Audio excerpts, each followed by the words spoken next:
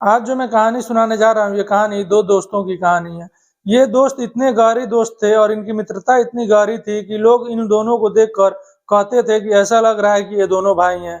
लेकिन इन दोनों में से एक रोज़ एक का कत्ल हो जाता है और जब ये मामला पुलिस तक जाता है और पुलिस इस मामले में छानबीन करती है, तो जो एक दोस्त जिंदा बचा हुआ था वही पकड़ा जाता है और उसी से जब पुलिस पूछताछ करती है तो पता चलता है कि इसी ने ही अपने दोस्त का कत्ल कर दिया है। पुलिस जब वजह पूछती है तो ये बताता है कि साहब मेरा मुझे शक था कि अगर मैं अपने दोस्त का कत्ल मैं नहीं करूँगा, तो वो मुझे कत्ल कर देगा। पुलिस पूछती है कि आखिर तुम्हारे अंदर ये जो शक पनपा ये क्यों पनपा और तुमको ऐसा क्यों लगा कि तुम्हारा ही दोस्त तुम्हारा कत्ल कर देगा अगर तुम उसका कत्ल नहीं करोगे तो? तो ये बताता है कि साहब एक रोज़ वो मेरे घर आया हुआ था और हम दोनों लोग साथ में थे। तभी वो वहाँ से उठता है और वो किचन में जाता है और किचन से एक चाकू लेकर आता है। तब मैं उससे पूछता हूँ कि चाकू का क्या काम है? फिर ये वापस जाता है बिना कुछ कहे और चाकू को किचन में रख कर आ जाता है। तभी मुझे लग गया था कि ये मेरा कत्ल करने वाला है और तभी मैंने सोच लिया था कि ये मुझे मारे उससे पहले ही मैं इसका कत्ल कर दूँगा और इसको मार दूँगा। पुलिस वजह पूछती है कि आखिर क्या वजह थी कि तुम्हारा दोस्त तुम्हारा ही कत्ल करना चाहता था? तो जो इसने वजह बताई थी वो चौंकाने वाला था। दोस्तों अगर आप भी ये कहानी अंत तक सुनते हैं तो आप भी चौंक जाएँगे। नमस्कार, सलाम, सत श्री अकाल, मैं हूँ मुस्तफ़ा और आपका स्वागत है मेरे चैनल पर। आज जो मैं कहानी सुनाने जा रहा हूँ, ये कहानी उत्तर प्रदेश के कानपुर से है। कानपुर में एक थाना लगता है चकेरी थाना और इसी चकेरी थाना के इलाके में एक परिवार रहता है और इस परिवार के जो मुखिया हैं उनका नाम डॉक्टर गौरव प्रताप सिंह है। डॉक्टर गौरव प्रताप की शादी बहुत समय पहले हो चुकी थी लेकिन जो इनकी पहली पत्नी थी उनसे इनकी बनती नहीं थी जिसकी वजह से ये 2019 में उनसे तलाक ले लिए थे। फिर इन्होंने बाद में एक दूसरी शादी की प्रियंका सिंह नाम की एक लड़की से और उससे शादी जब इन्होंने किया तो इनका एक लड़का हुआ और लड़का अब ये 3 साल का हो चुका है।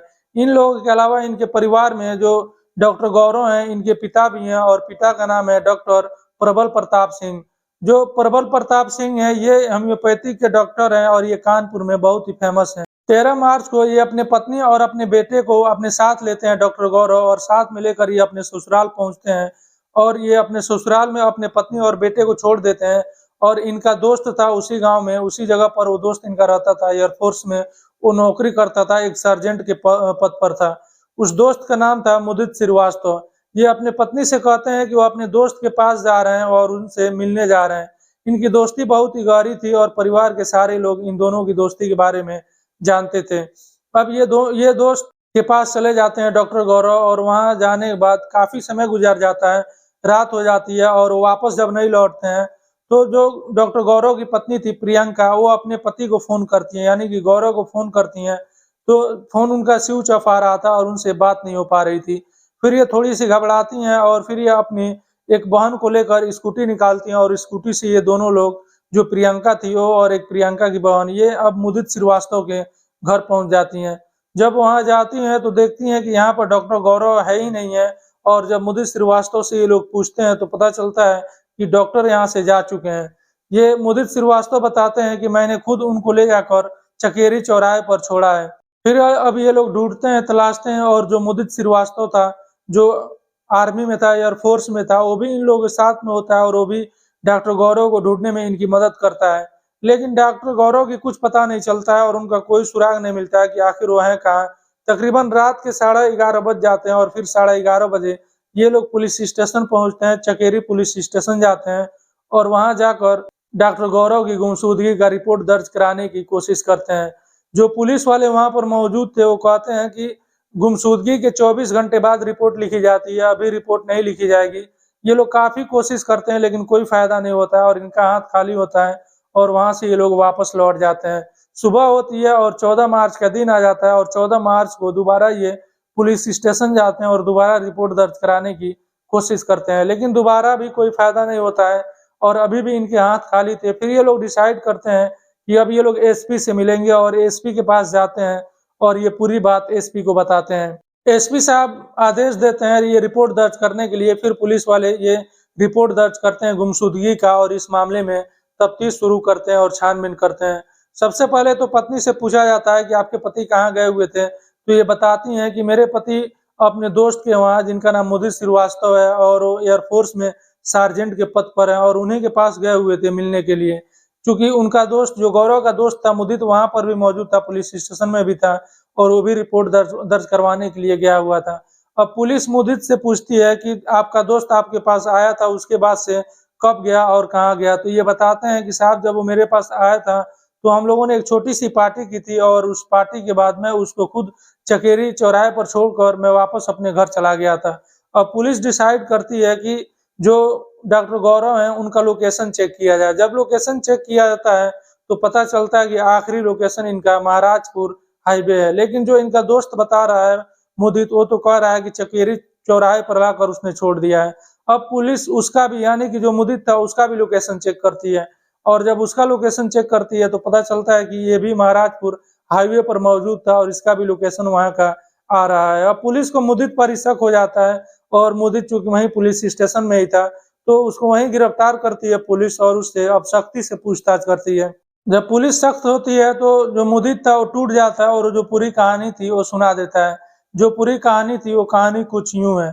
मुदित बताता है कि साहब हमारी दोस्ती बहुत पुरानी थी और हम हमारी मित्रता बहुत गहरी थी और हम लोग ऐसे रहते थे कि जैसे लगता था कि हम दोनों भाई-भाई हैं। जो मेरा दोस्त गौरव था वो इकलौता था अपने माता-पिता का, तो मैं उसको सांत्वना देता था और उससे कहता भी था कि मैं तुम्हारा बड़ा भाई हूँ, घबराने की ज़रूरत नहीं है, कभी भी कोई परेशानी आए, कोई भी दिक्कत हो तो मुझे बताना। और इसी बातों की वजह से और इन्हीं दोस्ती की वजह से मैं उसके घर भी आने-जाने लगा था और मैं उसके घर में भी घुसपैठ कर लिया था। जब मैं उसके घर आने-जाने लगा तो उसकी पत्नी प्रियंका से भी मेरी मुलाकात हुई और हम दोनों में दोस्ती हो गई और ये दोस्ती न जाने कब प्यार में बदल गया हमें पता ही नहीं चला और हम दोनों एक-दूसरे से प्यार करने लगे और फ़ोन पर बातें करने लगे। मुदित आगे बताता है कि साहब 5 मार्च को मेरे दोस्त यानी कि गौरव का जन्मदिन था और उस रोज़ मैं अपने दोस्त के वहाँ गया हुआ था चूँकि उसने मुझे इनवाइट किया था और एक छोटी-सी पार्टी रखी हुई थी घर पर।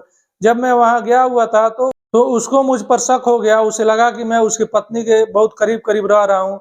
उसी दिन उसको लग गया था कि मेरी और उसकी पत्नी के बीच करीबियाँ हैं और हम दोनों एक-दूसरे से प्यार करते हैं।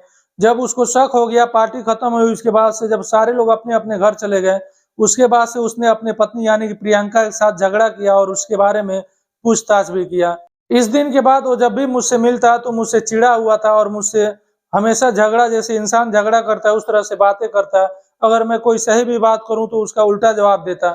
मुदित आगे बताता है कि साहब ये 13 मार्च को अपने पत्नी को लेकर अपने उसके मायके लेकर आया हुआ था यानी कि अपने ससुराल आया हुआ था और अपने ससुराल में अपने पत्नी और अपने बच्चे को छोड़कर वो मेरे पास आया और फिर मैंने भी एक छोटी-सी पार्टी रखी थी जिसमें शराब वगैरह भी था।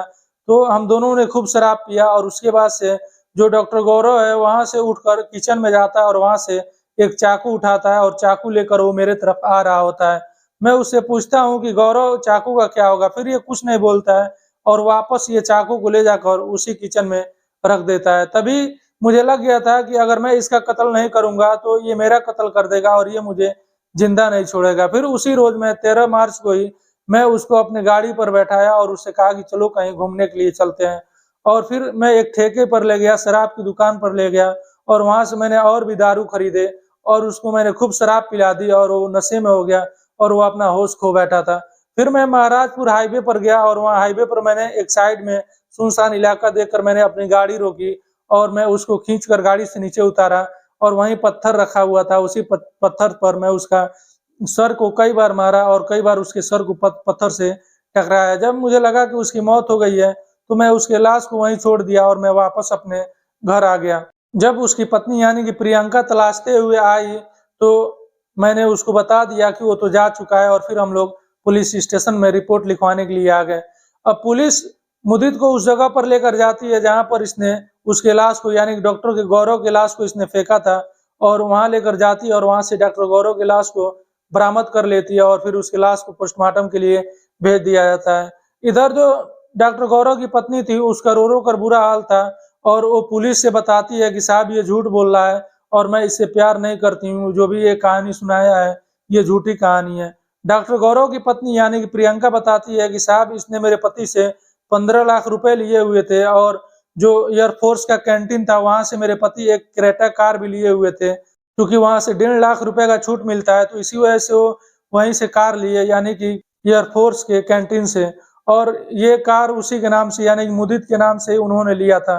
तो ये सब मेरी जो प्रॉपर्टी थी, जो संपत्ति थी, ये हड़पना चाहता था। इसी वजह से उसने मेरे पति का कत्ल कर दिया है। और ये जो प्यार मोहब्बत वाली इसने जो कहानी सुनाई है, ये झूठी कहानी है। लेकिन अभी पुलिस इस मामले में तफ्तीश कर रही है और छानबीन कर रही है कि क्या सच में जो पत्नी कह रही है वो बात सही है, या जो उसका दोस्त कह रहा है, गौरव का जो दोस्त यानी मुदित जो कह रहा है, ये बात सही है। अभी पुलिस इस मामले में छानबीन कर रही है और तफ्तीश कर रही है। पुलिस का कहना है कि अगर इस कत्ल में पत्नी का भी रोल रहा तो उसको गिरफ्तार किया जाएगा। दोस्तों, ये थी आज की कहानी। आपको कैसी लगी कमेंट बॉक्स में जरूर बताइएगा और आपसे रिक्वेस्ट है कि मेरा वीडियो लाइक कर दीजिए और चैनल को सब्सक्राइब करना मत भूलिएगा।